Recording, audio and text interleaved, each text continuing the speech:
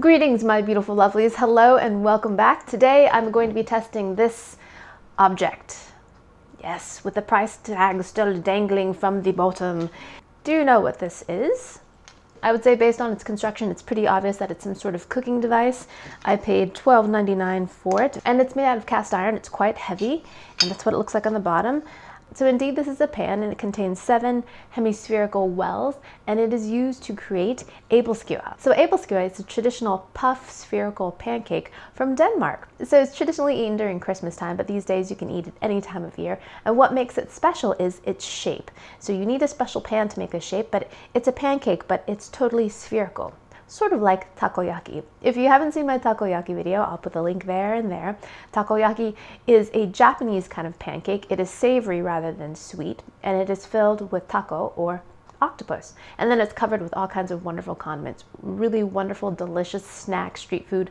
Wonderful, I loved it. So at the time when I made that video, I didn't have an ÄBLESKIVER pan or a takoyaki pan for that matter, and I made it in a cake pop maker. So let me know in the comments if you want to see a revisit to the takoyaki recipe using the ÄBLESKIVER pan. ÄBLESKIVER are a little bit different than takoyaki in the sense that they're hollow.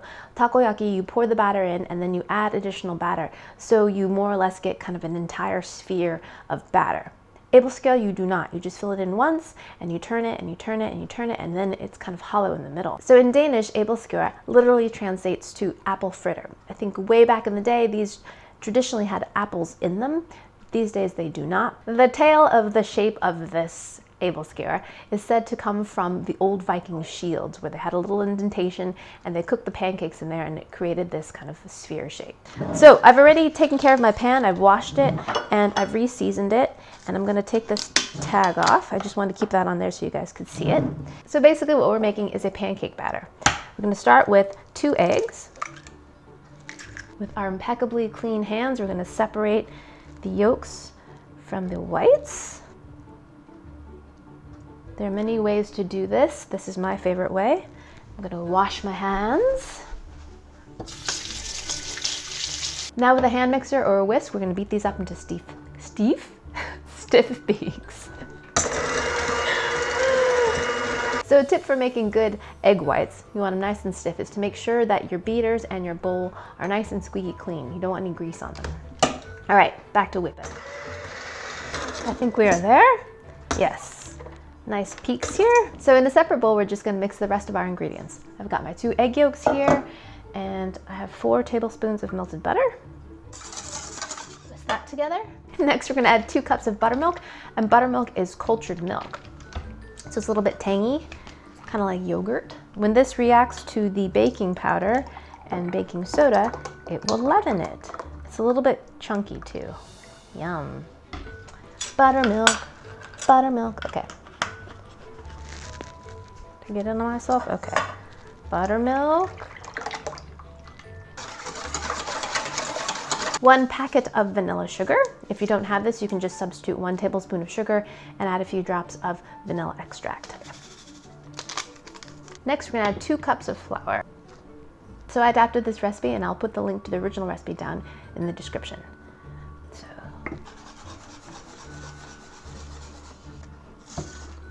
2 teaspoons of baking powder.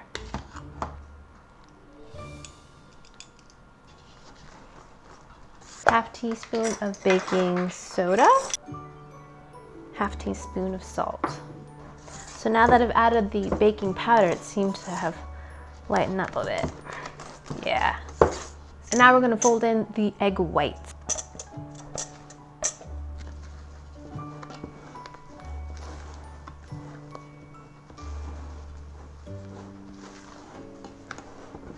So we don't want to overmix this. We want to retain as much volume from the egg whites as possible. Okay, so now that the batter is made, we are going to preheat our pan. Put it on medium-high heat. Wait for this to warm up. A good way to test to see if your pan is hot enough is to take a little bit of water and to splash it onto your pan. If it dances, you know it's ready. Add a little bit of oil, just a bit. I'm gonna sop some of that oil. There's a little bit much there. And then we're gonna pour in our batter.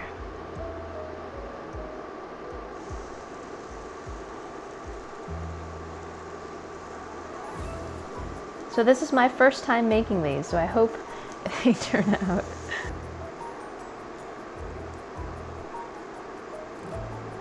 Okay.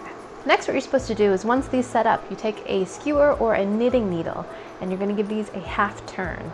Oh, here we go. Okay, here we go. I'm going to give it a quarter turn.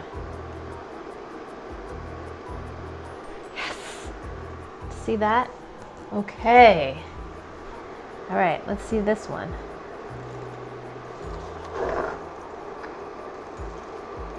All right. So my little Pac-Mans are cooking, and once they're ready, you can kind of just push them from the inside and they kind of turn on their own. So, all right.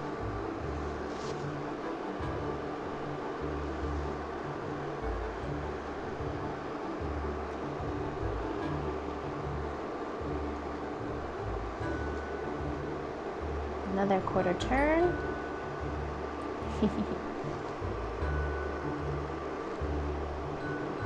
There we go. That's what we want. That's what we want.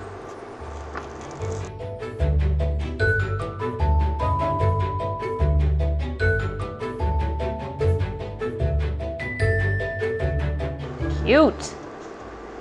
Yay! Gorgeous. Add this to my ÄBLESKIVER collection. Okay. Get my powdered, let's see if I can get my powdered sugar container open without getting powdered sugar all over myself. Okay. Oh yeah, let it snow, let it snow, let it snow. And then raspberry jam. Boom, boom, boom, boom, boom. Oh my goodness. Yes. Gorgeousness. Gorgeousness.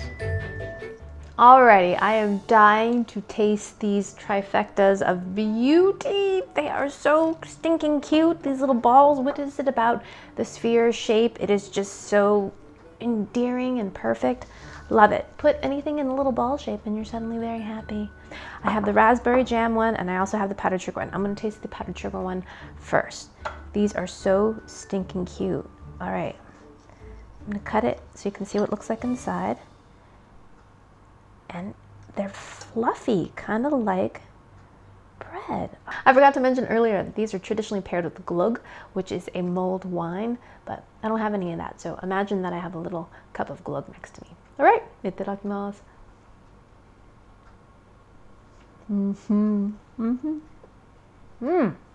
Delicious. They're fluffy, they're moist. There's a little bit of tanginess from the buttermilk, just a little bit sweet. Not overly so. Very similar in flavor to a pancake, but the texture experience is really different. They're a lot fluffier and denser in the fact that you're not having a flat pancake, you're having a ball of pancake. I like it with the powdered sugar. It reminds me a little bit of powdered sugar donuts.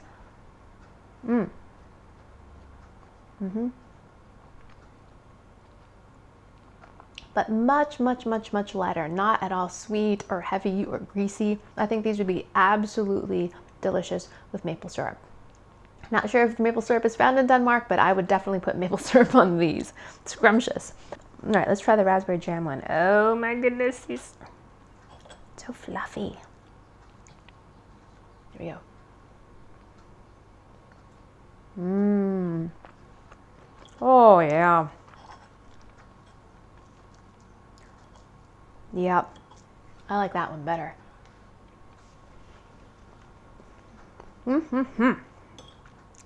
The tangy brightness of the raspberry jam goes so well with the buttermilk. Really great compliments, and the texture of these are fantastic. They're just fluffy and moist and like pancakes, but not scrumptious. Absolutely scrumptious. I wonder if these freeze well. Absolutely scrumptious.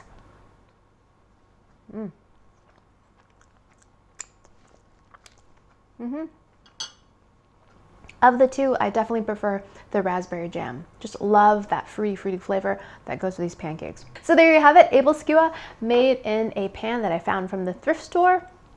If you want to see the takoyaki video, let me know in the comments and I'll revisit that. I hope you guys enjoyed that one. I hope you guys learned something. Share this video with your friends. Follow me on social media so you know what videos are coming up next and what weird little things I find. And I shall see you in my next one. Toodaloo. Take care. Bye.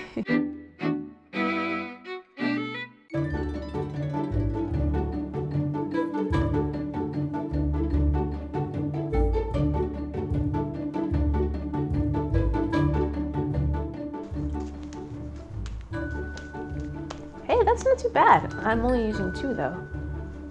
Oh. Oh. Oh, oh, oh.